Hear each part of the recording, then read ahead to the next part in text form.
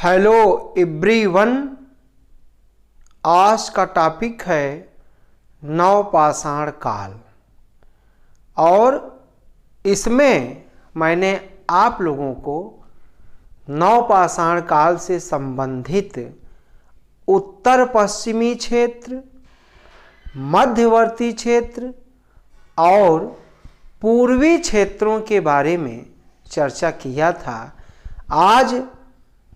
आज उत्तर पश्चिमी क्षेत्र, इसके पहले पश्चिमी उत्तर क्षेत्र, इसकी मैं चर्चा कर चुका हूँ। आज जो है उत्तर पश्चिमी क्षेत्र, इस पर बात करूँगा। और उत्तर पश्चिमी क्षेत्र में हम लेते हैं राजस्थान को, वो क्षेत्र लेते हैं राजस्थान को। और राजस्थान में एक मेन स्थान है, यह है बागौर। यह स्थान है बागौर। बागौर जो है वह भीलवाड़ा से 25 किलोमीटर की दूरी पर स्थित है। और यह जो है स्थान बागौर, यह स्थान बनास नदी की सहायक नदी कोठारी, ये बनास नदी की सहायक नदी कोठारी के किनारे स्थान है। यह इसका नाम है बागौर। और यहां से मध्य पाषाणिक, ताम्रयुगीन या ताम्रपाषाणिक एवं लौहयुगीन उपकरण प्राप्त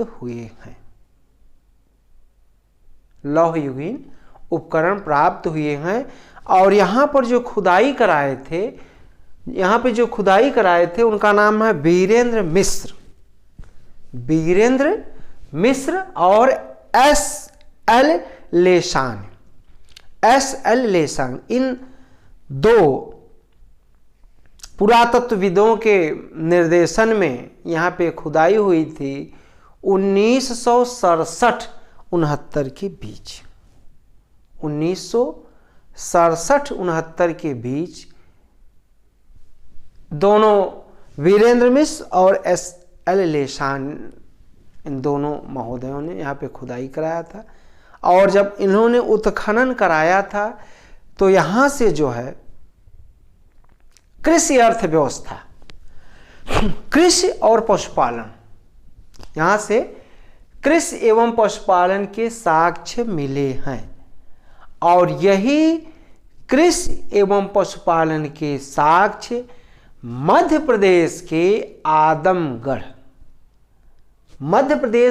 आदमगढ़ से भी कृषि एवं पशुपालन के साक्ष्य मिले हैं। अर्थात बागौर और आदमगढ़ में दो साक्ष्य समान रूप से मिलते हैं। और वह साक्ष्य थे कृषि एवं पशुपालन। उसी में एक अगला है बालाथल भी राजस्थान में, बालाथल भी जो है राजस्थान में पाया गया क्षेत्र है। और यहाँ यह स्थान जो ये बालाथल है, यह उदयपुर के समीप है। यह स्थान उदयपुर के समीप है और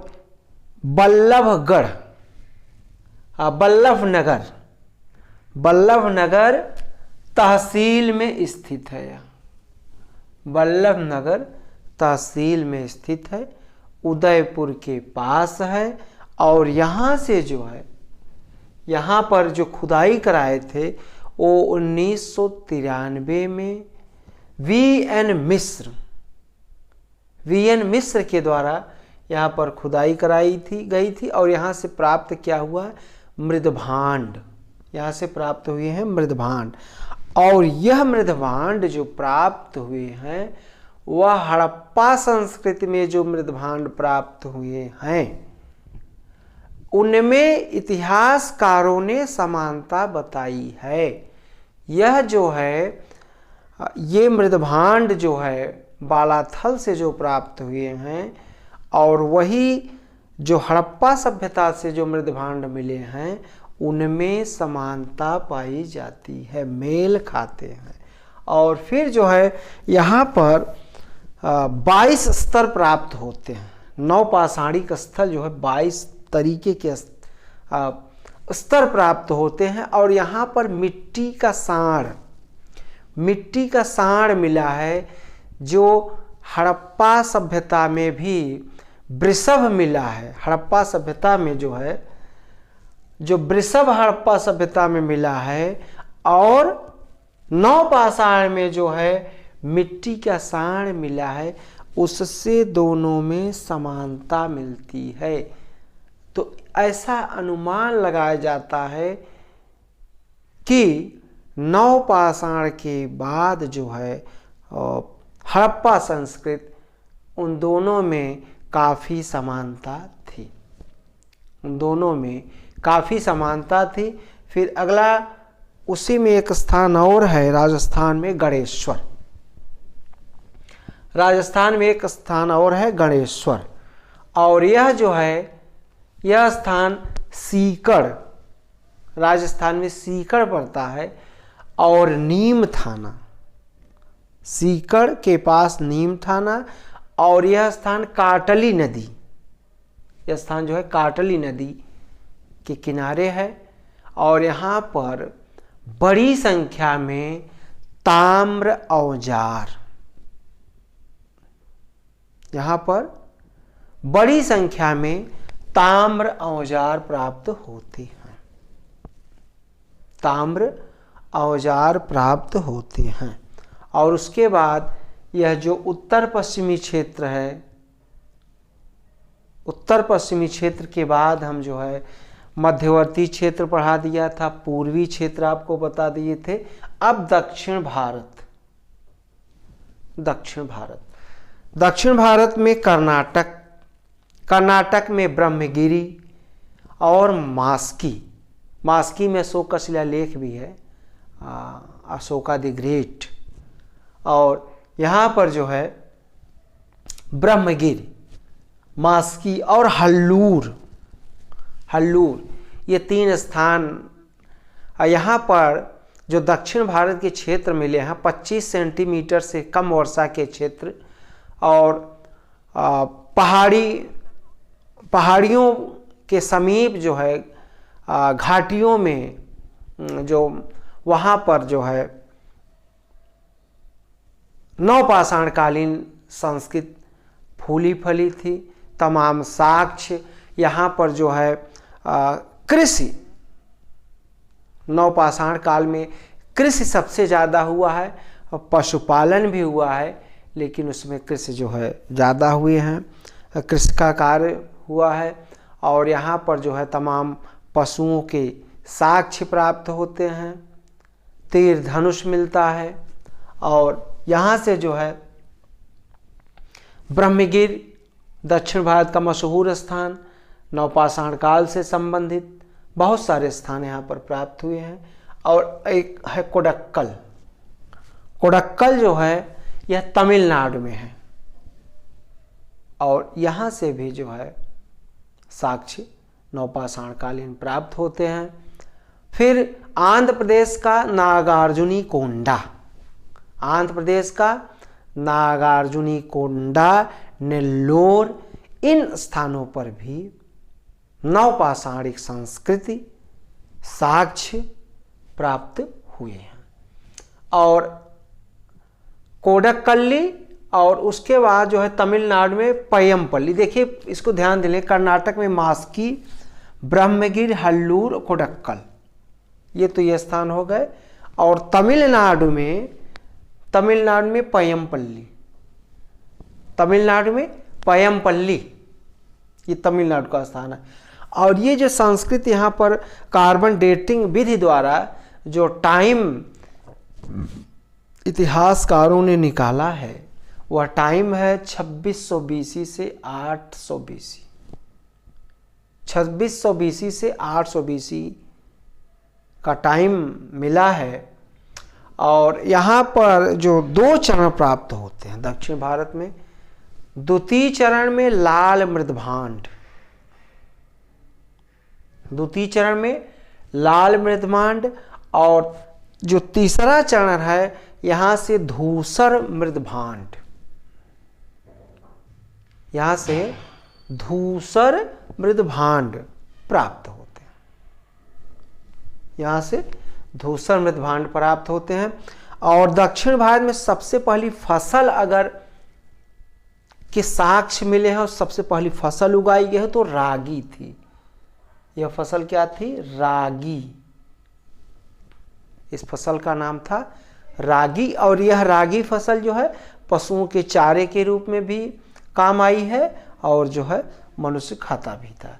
गेहूं, कुल्थी, मूंग, खजूर, गेहूं, कुल्थी, मूंग, खजूर, यह भी जो है फसल, इसको भी लोग पैदा करते थे और इसको खाते थे। और उतनूर, कोडेक्कल 2 स्थान ऐसे हैं दक्षिण भारत में जहां राख के टीले मिले हैं, राख के टीले।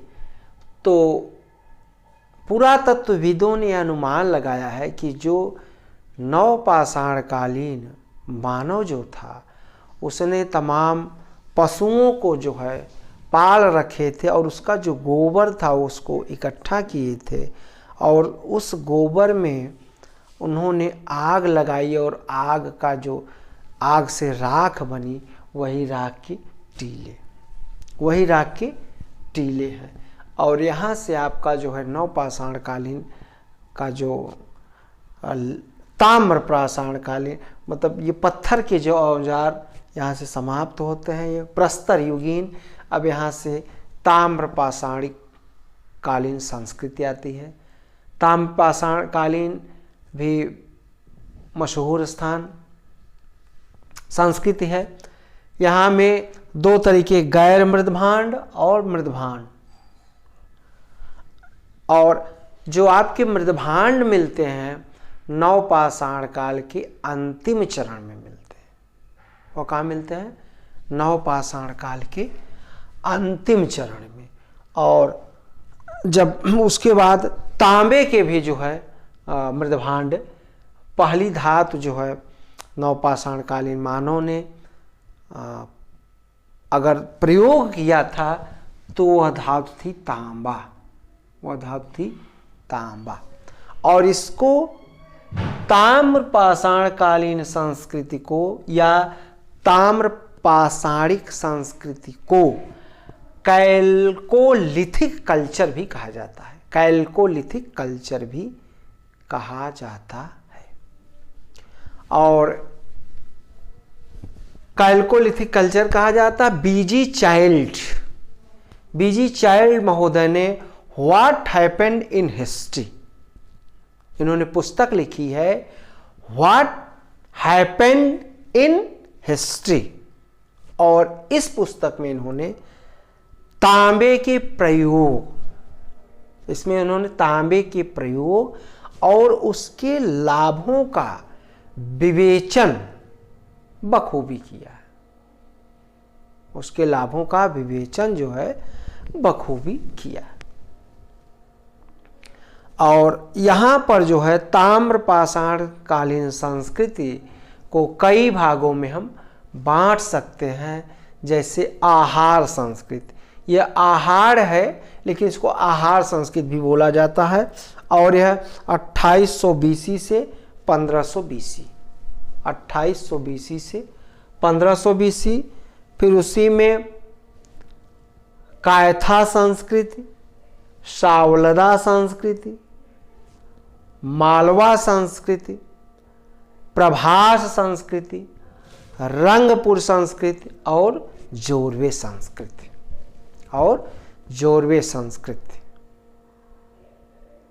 तो आज आप लोगों को मैंने राजस्थान, उत्तर पश्चिमी क्षेत्र राजस्थान के बारे में, नवपाषाणकालीन स्थल, उसके बाद जो है दक्षिण भारत के स्थल, फिर ताम्रपाषाण कालीन संस्कृति के बारे में बताया है। और आप लोग वीडियो को लाइक, सब्सक्राइब एवं शेयर करें। जहाँ कहीं भी न समझ में आए तो मुझे आप लोग कमेंट करेंगे, मैं बताऊंगा। आप लोगों का बहुत बहुत धन्यवाद।